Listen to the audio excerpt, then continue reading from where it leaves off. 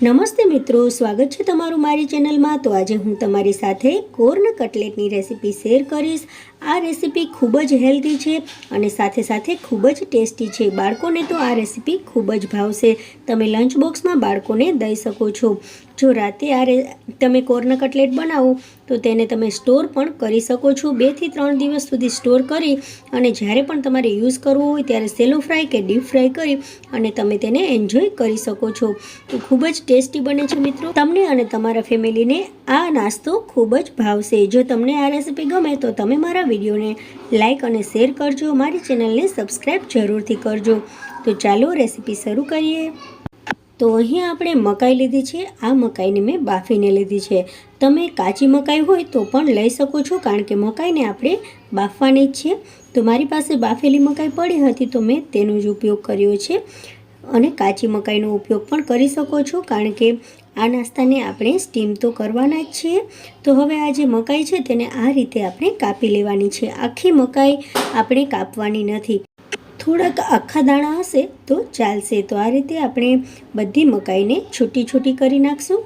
હવે બાઉલમાં મેં છૂટી કરેલી મકાઈ લીધી છે, થોડીક મેં એને ક્રશ પણ કરી નાખી છે અને થોડાક આખા દાણા પણ રાખ્યા છે। હવે આપણે તેમાં ગાજર નાખી દઈશું। તો એકદમ નાના નાના ટુકડા કરેલું ગાજર નાખેલા છે મેં એમાં। સ્પ્રિંગ ઓનિયન નાખીશું, સાથે સાથે કેપ્સિકમ મરચાં પણ તેમાં એડ કરી દઈશું।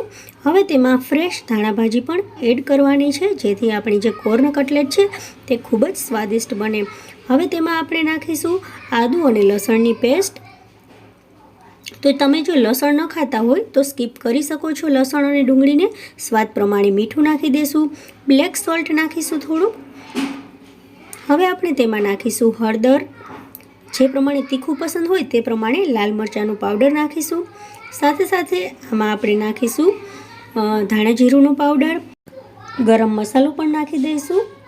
આપણે અહીંયા શેકેલા જીરાનો પાવડર પણ નાખી દઈશું, આખા ધાણા નાખીશું, આખું જીરું નાખી દઈશું।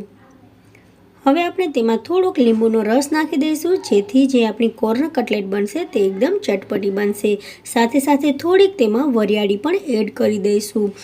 હવે આપણે તેમાં ચણાનો લોટ નાખીશું અને તેમાં થોડોક આપણે ચોખાનો લોટ નાખીશું।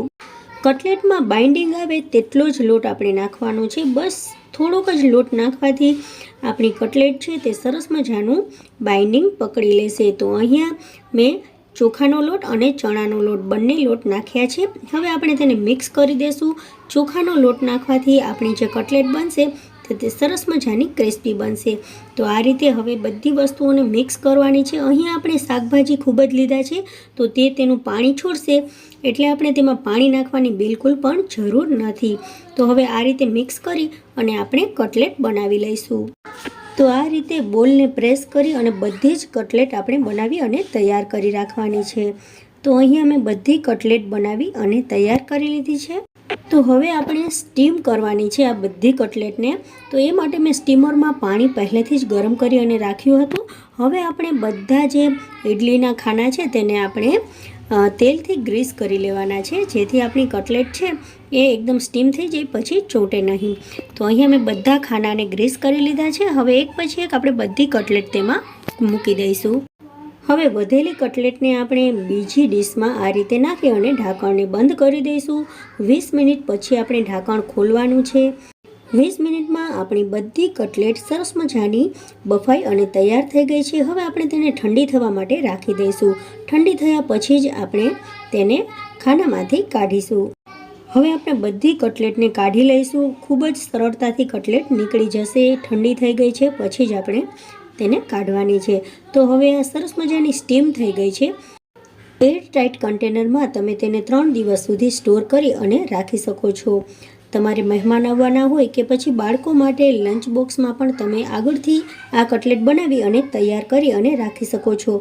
જ્યારે તમારે તેને ખાવી હોય ત્યારે તમે શેલો ફ્રાય કે ડીપ ફ્રાય કરી અને એન્જોય કરી શકો છો। તો આ રીતે આપણે તેને સ્ટોર કરી અને રાખી શકીએ છીએ। હવે જે નીચેનો ભાગ છે તે સરસ મજાનો ક્રિસ્પી થઈ જાય પછી જ આપણે તેને ઉલટાવીશું।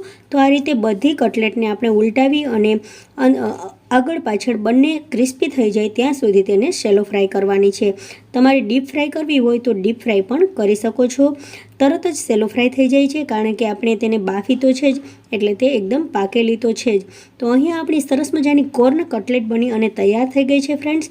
એકદમ હેલ્ધી અને એકદમ ટેસ્ટી બની છે. બાળકોને પણ ખૂબ જ પસંદ આવશે, મોટાને પણ ખૂબ જ ભાવશે. તો આ રેસીપી જો તમને ગમી હોય તો તમે મારા વિડીયોને લાઇક અને શેર કરજો, મારી ચેનલને સબસ્ક્રાઈબ કરજો અને બેલ આઇકોનને પ્રેસ કરજો, જેથી મારા નવા વિડીયો તમને સૌથી પહેલાં મળતા રહે.